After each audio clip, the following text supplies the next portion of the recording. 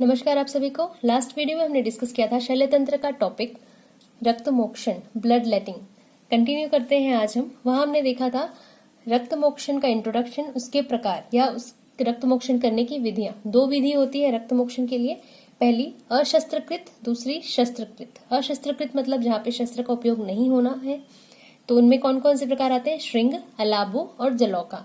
आज की वीडियो में हम डिस्कस करेंगे श्रृंग और अलाबु के बारे में। जलौका थोड़ी बड़ी प्रोसेस है, इसलिए उसको नेक्स्ट वीडियो में कंटिन्यू करेंगे।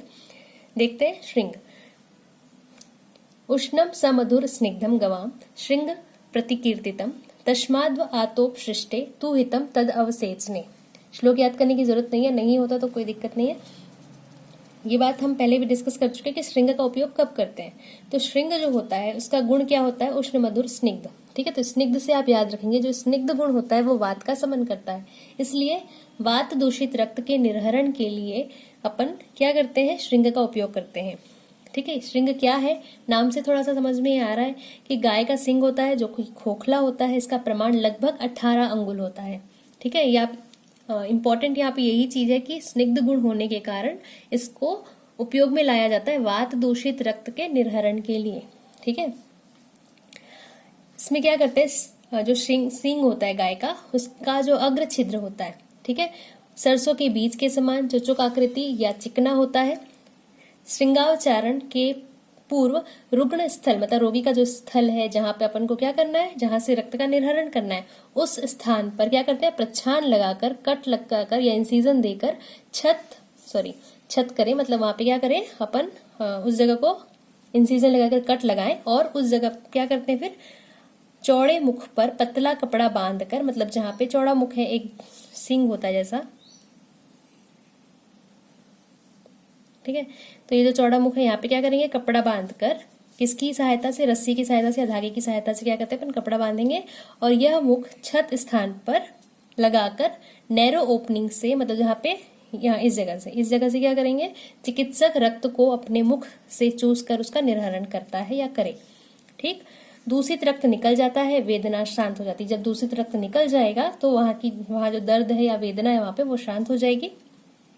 प्राचीन काल में श्रृंग का उपयोग करने या प्रयोग करने वाले व्यक्तियों को जर्राह कहा जाता था। ठीक है, जनरली इसका जो क्वेश्चन है वो सिंगल श्रृंग को डिस्क्राइब करने के लिए क्वेश्चन कभी नहीं पूछा जाता। रक्त मोक्षण के अंतर्गत या रक्त मोक्षण को जब आप डिटेल से लिखेंगे तो वहाँ इंट्रोडक्शन, उसके पर्याय, उसकी विधियां, अशस्त्रकृत के अंदर आप तीनों को डिस्क्राइब करेंगे कि श्रृंग क्या है, अलाबु क्या है, जलौका क्या है। शस्त्रकृत के बारे में बताएंगे। तो सारी चीजें आपको शॉर्ट डिटेल में याद रखनी होंगी। ठीक है, नेक्स्ट कंटिन्यू करते हैं। सेकेंड जो विधि है या अशस्त्रकृत की, वो है अलाबु। ठीक है, अलाबु तुम्बी या लौकी को ही कहा जाता है। एक प्रकार का एक शेप होता है इसका लौकी का, जिसको अलाबु कहते हैं अपन। ठीक है, तुमा या तुम्बी कहा जाता है। अलाबु कटुकम वृक्षम तीक्ष्णंच परिकीर्तितम तस्माच्छ लेशमो अपसृष्टे तु हितम तद अवसेचने।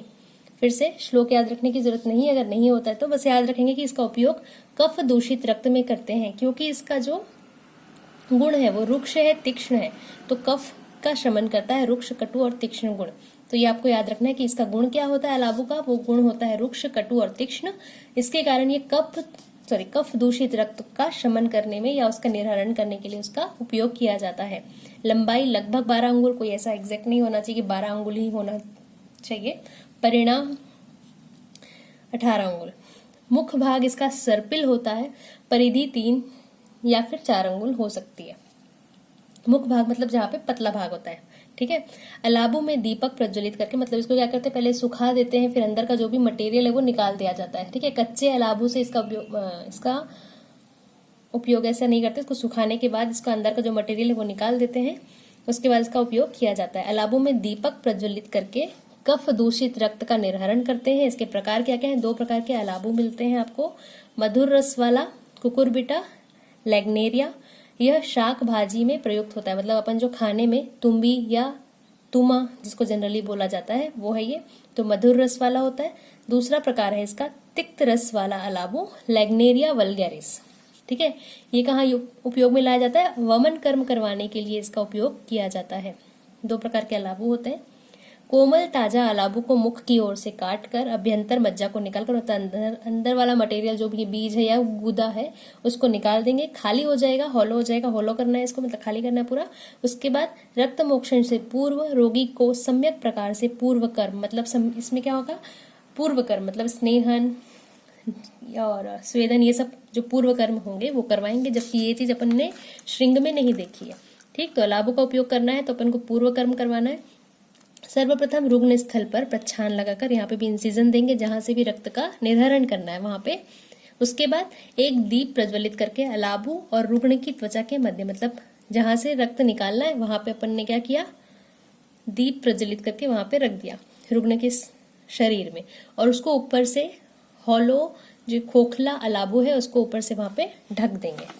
ठीक है, दीप की उष्णता से, दीप जो दिया जलाया अपन ने उसकी उष्णता से कफ का विलयन हो जाएगा। बॉडी के ऊपर जो कफ है, बॉडी के अंदर सॉरी, वो कफ है उसका विलयन हो जाएगा, मतलब जो रक्त है, रक्त जिसको अपन को निकालना है वो दूषित हो गया है कफ से। ठीक है, तो जिस जगह से निर्हरण करना है उस जगह वो दिया रखेंगे। ठीक है, दिया रखेंगे, पहले प्रच्छान करेंगे, वहां पे फिर दिया रखेंगे। दिया रखने के बाद वहां का उस एरिया का जो रोगी है उसके जिस जगह पे प्रच्छान लगाया है उस जगह की जो दूषित रक्त है वहां का कफ क्या होगा, पिघल जाएगा। किस कारण से, दीपक की उष्णता से। ठीक है, तो अब क्या करेंगे, अलाबू के अंदर कुछ निर्वात की स्थिति उत्पन्न होगी। परिणाम स्वरूप अलाबू के अंदर इस दबाव को समान करने के लिए वह आकर्षण या चूषण करने लगता है। ठीक है, मतलब क्या होगा, निर्वात हो जाएगा, वैक्यूम बनेगा। वैक्यूम के बाद ऊपर प्रेशर पड़ेगा ऊपर से और दूषित रक्त का निर्हरण हो जाता है। ठीक है, तो ये अपने आप होता है, यहाँ पे अपने को चूषण करने की आवश्यकता नहीं होती। निर्वात, इसका प्रोसेस कभी भी आपको पूछा नहीं जाएगा, बस आपको याद रखना है कि अशस्त्रकृत में क्या क्या होता है, कैसे इसका उपयोग करते हैं। तो श्रृंग और उसके बाद अलाबू। ठीक है, ये होते हैं अशस्त्रकृत में। नेक्स्ट वीडियो में हम डिस्कस करेंगे जलौका के बारे में। Thanks for watching this video.